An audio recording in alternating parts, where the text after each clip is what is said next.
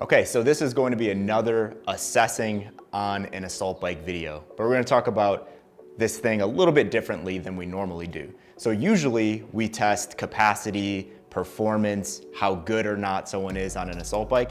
Today I'm going to talk about testing your essence on an assault bike. So what is essence? I'm going to break it down into 3 different areas. Are you a powerful person? Are you a balanced person? Or are you an enduring person?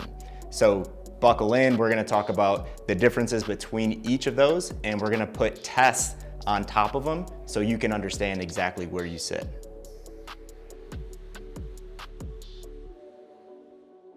Okay, so the 3 tests that we're gonna use to identify what your essence is a 15-second max calorie assault bike, a 3-minute max calorie assault bike, and finally the classic 10-minute max calorie assault bike.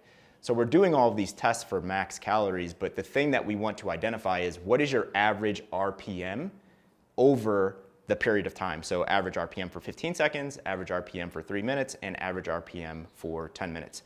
So this is really, really important because we need to plot these on the graph to understand where you are. So let's start with a very powerful individual. So for a very powerful individual, that 15-second assault bike, average RPM are going to be very, very high. And then when they get to the 3-minute assault bike, there's gonna be a substantial dip. And then they get to the 10-minute assault bike, it might even out a little bit or it'll dip even more. So all we're looking at is what does the slope of that graph look like? And this is a very, very deep slope. And that's not what we're looking for if we're looking for balance. So going to balance, what would balance look like? Balance would look like this, right? It's just like a nice balanced power time curve essentially. So first you have your 15-second, and I'm just gonna throw some numbers out here. So let's imagine that, for balance, the 15-second average RPM, we're at 100 RPM. And then we go down for the 3-minute, and then we're at 75 RPM. And then we go to the 10-minute, and we're at 68 RPM. That's gonna give us a really balanced curve when we look at it. So if you see that balanced curve like you see on the screen, that is balance. And that's the goal if you're looking for balanced fitness. And then finally, to identify if you're a very enduring individual, it would look opposite than the powerful person. So some examples of where power would be. So power might be at 88 RPM average over 15 seconds. And then we go down, and then for 3 minutes, it's gonna dip even more, right? So let's say that it dips down to 65 RPM. And then for the 10-minute, you're probably gonna be able to sustain that. So it might be 63 to 65 RPM that you're pushing out to the right for the 10-minute assault bike. So that's gonna be someone that's very enduring. You see a slightly big dip, and then you don't see any dip at all going from 3 minutes to 10 minutes.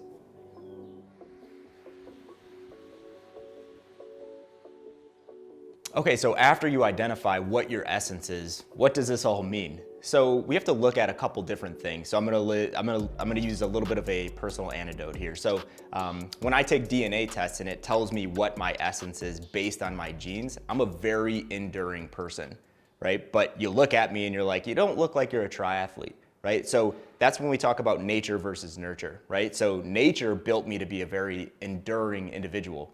But nurture and what I did and what I decided to do in fitness and in sport made me more powerful, right? So just some background, I lifted a lot of weights, I did a lot of power cleans, I played football, I did that whole deal. So in what I did in fitness over the past 25 plus years has been all on that power side.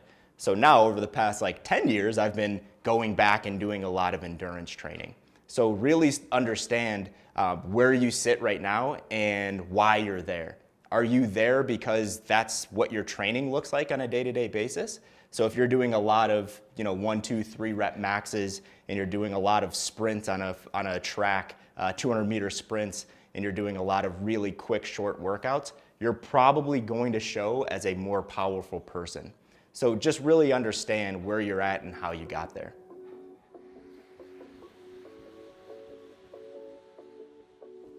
All right, so program design considerations based on where you are relative to your essence.